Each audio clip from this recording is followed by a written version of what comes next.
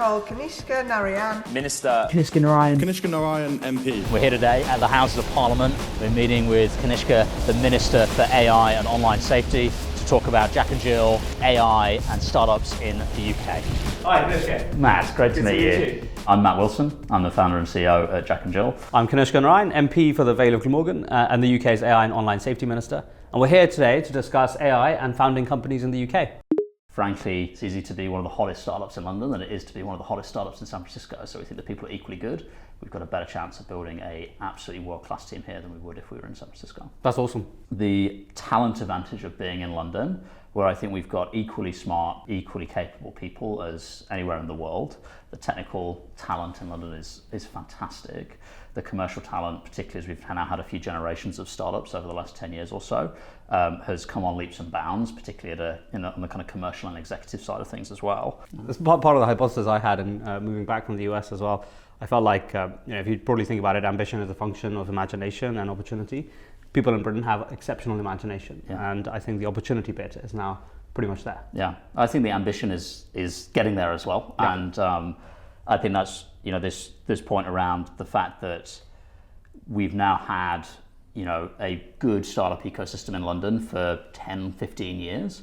You get people going and trying things, it working, it not working, coming back and reusing those experiences in a way that just compounds. Mm-hmm. So, more than half of our team are ex-founders that have tried to build something great. Mm-hmm. Some of them have built great things, some of them have got somewhere along the way and then it's not quite worked out.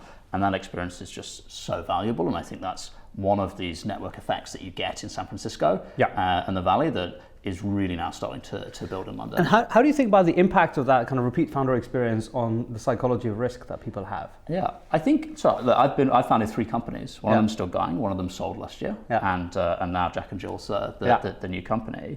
And I think with each progressive company, my experience has been that my ambition level and my risk appetite to some degree has leveled up. Yeah.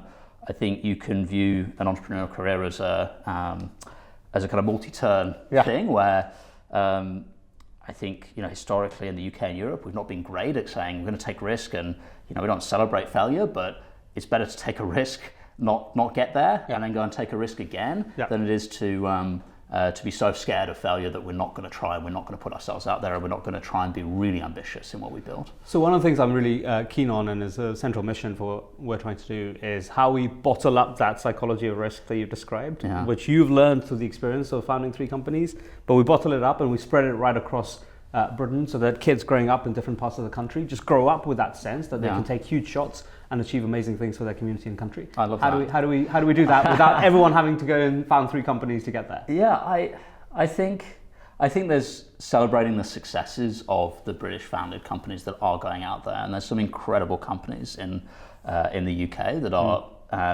right now like world-beating companies. Mm-hmm. I mean, we've got 11 labs that are just absolutely crushing it at the moment. Revolut is a UK founded company that is a incredible success story.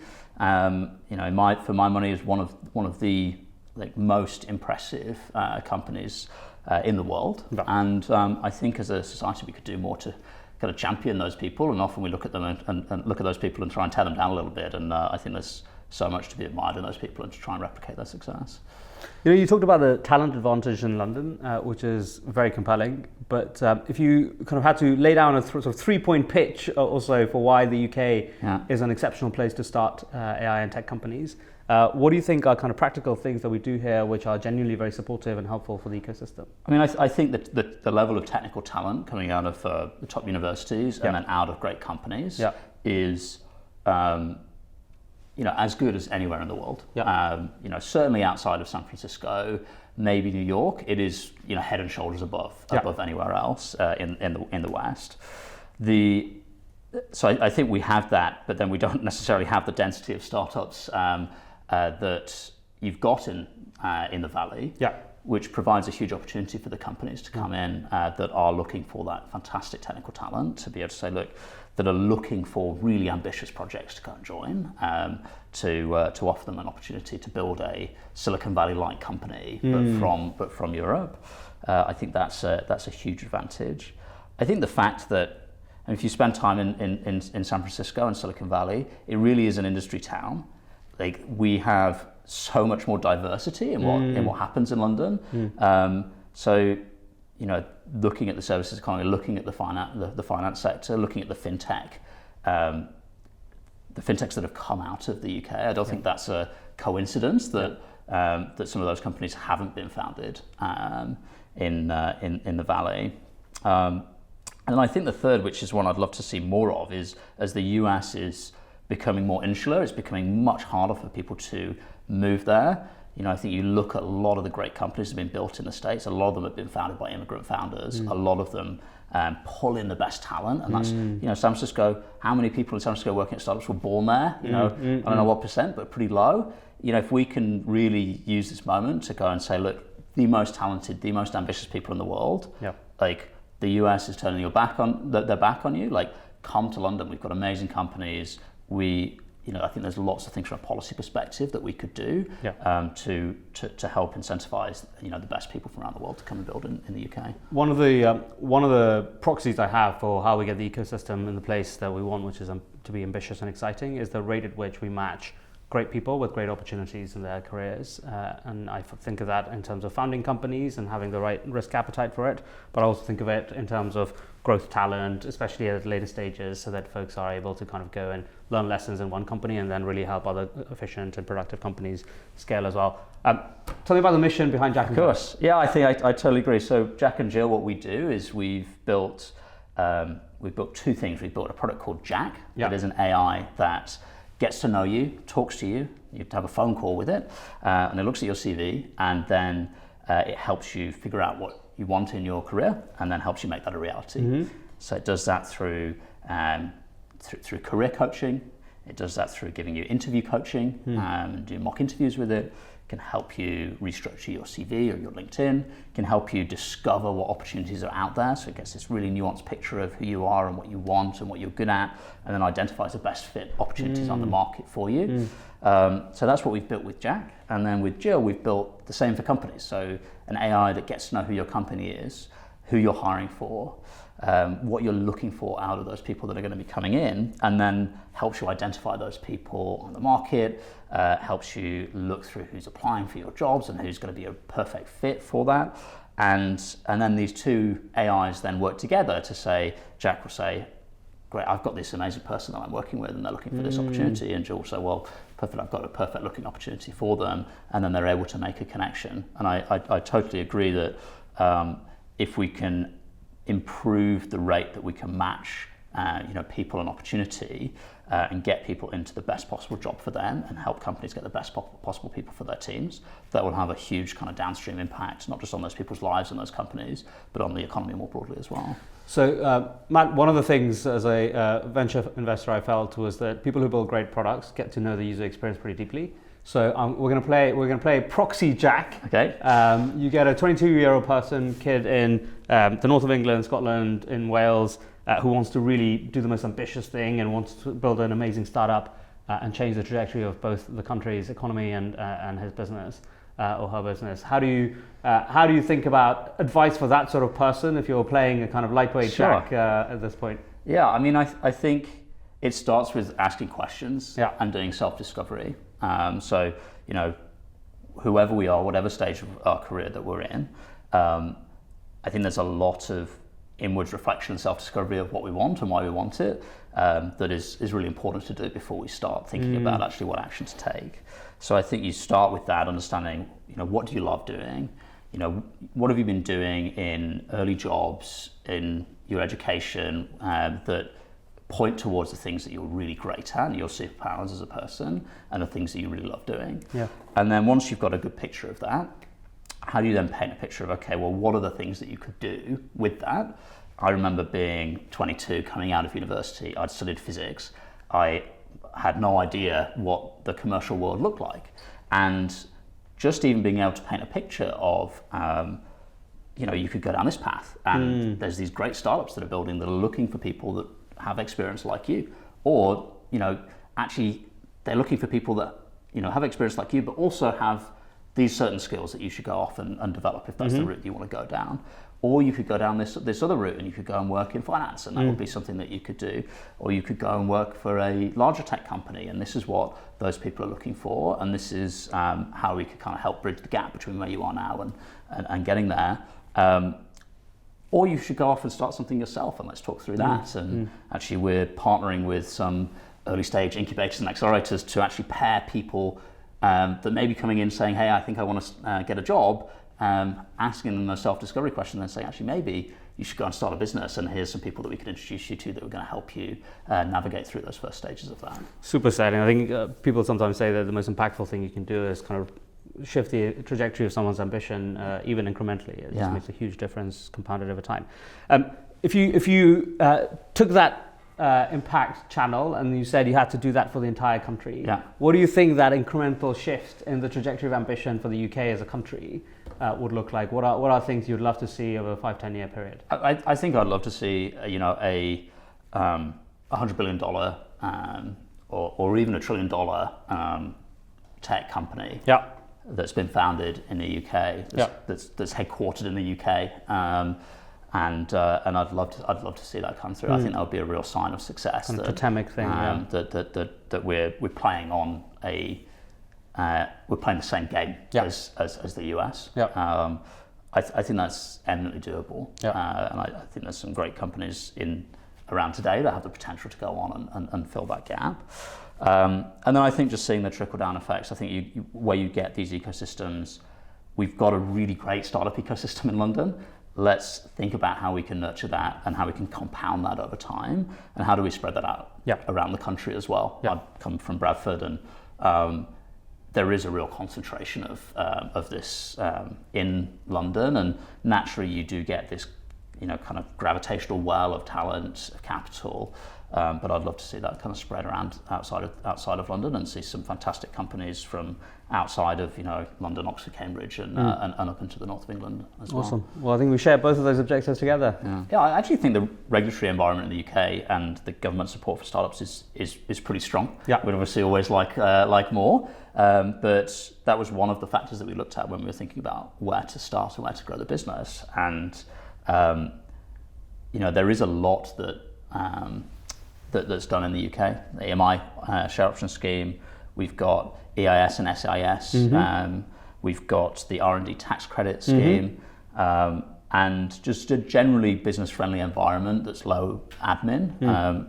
I think if you look around Europe at some of our peers in Europe, we're streets ahead. And I think employment law as well is more balanced than it is in some parts of Europe, which is really important when you're taking risks and you're hiring people in a risky environment, and you need to have some flexibility there.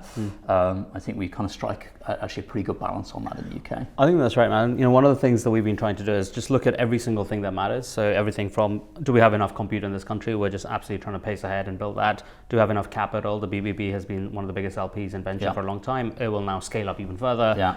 Do we have enough data? Do we have the tax system, as you say, that is supportive of it? Do we have talent, both domestically, that we're kind of building this exceptional pipeline of young kids growing up and doing things, but also being open to the very best in the world coming and building here? So right across, we're doing everything we can to try and move the needle for the UK's ecosystem. But the fundamental thing is, I think there's still more to do, conversations like this and beyond, in shifting collectively the weight of culture in the direction that we've been in before, but we need to be in again. I agree. So the vibe shift that I think the UK needs is this thing I talk about often, where when I was in the Bay Area in the US, the reality is often quite good. The narrative is like consistently way ahead, and it sort of means that people live in a world of imagination, and that imagination over time becomes reality. And I think we need some of that sense of shifting the vibe through the sort of brute force of narrative, because, as you say, a lot of the ingredients individually are now there. And what we need to do is collectively have this conviction that only if we shift our imagination individually and together, that I think the vibe in the UK will be radically different. One of the ways in which I think AI has changed the experience of young people coming into the jobs market is that a lot of the narrative says the first couple of rungs of the ladder are harder because firms can use AI. In reality, what I'm finding is that people can completely radically jump across ladders that they wouldn't have thought of before. So to give you an example, I met someone who's incredibly capable, worked in hairdressing in the Northeast, and heard from her friends that there was a great apprenticeship going at one of our best listed tech companies, was able to make that shift, and in part, when she made that shift, she was able to go and get into an AI apprenticeship role for procurement. And that sort of jump across ladders, that sort of sense of your imagination not being limited by the particular lane you're in. I think AI can radically turbocharge your sense of, based on your actual skills and aptitude and interests, what are actual jobs you can do, rather than just based on a narrow perception of a recruiter, what is a job you can do. So I think that just kind of completely changes the opportunity set for young people in the country. Yeah, I'd agree. I think there are two sides to this coin. I think, we're helping people find jobs, and we're helping people figure out their careers with our AI product. And we do see people having a really tough time. I do think there is a challenge that a lot of young people have. There are fewer graduate openings now than there were previously. And I think over the next couple of years, we will see a huge disruption in what work is, what work should be being done by an AI, and what work should be being done by a human. And it's changing every few months. And I think this is something that is new, where we've got this very rapid and very broad-based disruption of what's going on in the labour market. And I think for young people, this is impacting them, as they're typically out there in the market looking for jobs, with firms trying to figure out how to navigate through this. But it's also going to be affecting people later in their career as well, as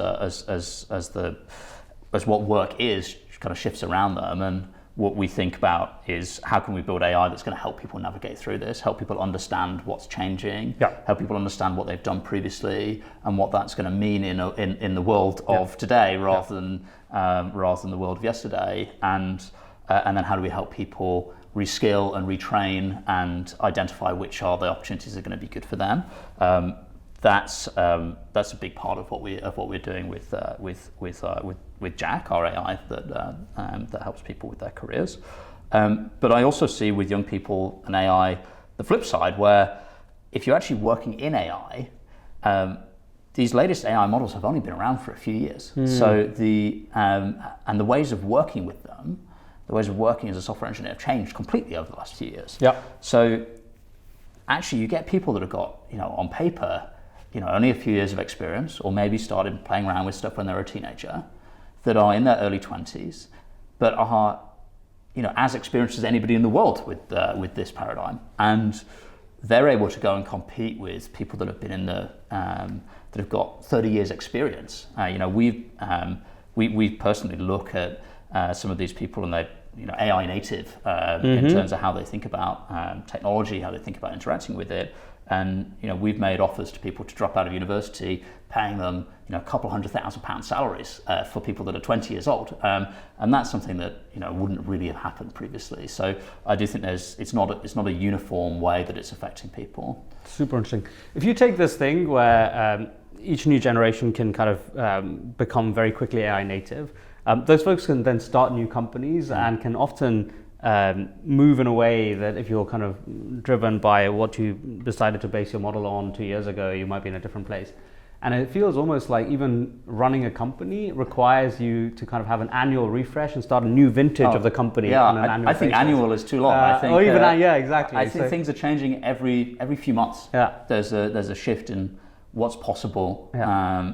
And at the moment, there's this jagged frontier where AI is actually really good, better than humans at loads of things, but then actually doesn't work well in other settings. And this frontier is kind of morphing and changing and expanding with every single model release, which it just feels like every few weeks. There's some new capability, or there's some new product that's been put together that covers up some of these gaps and adds some capabilities. And it's one thing I've really enjoyed actually over the last 10 months in building Jack and Jill, compared to building my previous companies, is how creative you can be in not just the product that you can build, but in terms of how you think about building your company, what people can do that they couldn't do before, how much more productive an individual can be. I think an order of magnitude more productive certain people can be, but you need to be constantly looking and saying, okay, what did we do last quarter that we should be handing off to AI this quarter? And it's a kind of continual muscle that you need to develop as a business and as a professional to be doing this evolution yourself and at a company level. Like making sure that AI, when it's applied in a hiring context, is fair, is not biased, doesn't inherit our human biases is really, really important. We've got a report that we're going to be putting out actually where we did a study ourselves and we found I think it was 30 or 40% of the time when humans saw the same CV with a male name on it than with a female name on it, that they rated the male CV higher. And this is, we just ran a small study, but this has been done over decades. You see these human biases. If you put the same thing through the basic LLMs just out of the box, they also exhibit a lot of bias as well. So it's really important that if we are going to be putting AI into decision-making systems or as a decision-making assistant alongside humans, that we raise the bar for what we expect, that we can audit these systems, that we can test them, that we can design them in a way that is fair and unbiased. And we've spent a lot of time in the architecture of our systems, but then also auditing them ourselves. We've got a third party to audit the system to make sure that whatever demographic background you come from, you're being judged on your skills and your experience rather than you are being based off of your demographics. Really compelling. Okay, so I'm going to tell you one thing that I think we need to change about UK startup culture, but one thing we should keep about UK startup culture. So the thing that the change bit, I think, is really shifting the sort of frontier of imagination that all of us have when we're building startups, when we're talking about startups, when we're celebrating and talking about the successes of those, and indeed about the failures of those. Just making sure that we are consistently aware that each of our conversations and contributions leads to a culture at a macro level which celebrates taking risks or doesn't. And I would really like for all of us to lean into celebration of that risk taking. The thing I want to keep about the UK startup ecosystem is that compared to other places, in particular the West Coast and beyond, I feel like the UK ecosystem builds with taste. And by that I mean specifically because of the context we're in, maybe the density, the availability of capital, etc. When people build and take big shots with their career, they do it in ways that are really meaningful in terms of the end impact. As a general rule and ratio, I talk about the fact that the UK's science to slop ratio is radically better than in the Bay Area. And that I think is for a particular reason. And so that heritage of building with taste, so the things that we're doing are meaningful to people's lives right across the country and beyond, is something that I'd really like to keep. Awesome. Thank you guys. Cool. Thank you very much. This was fun. Really good. It's great to meet.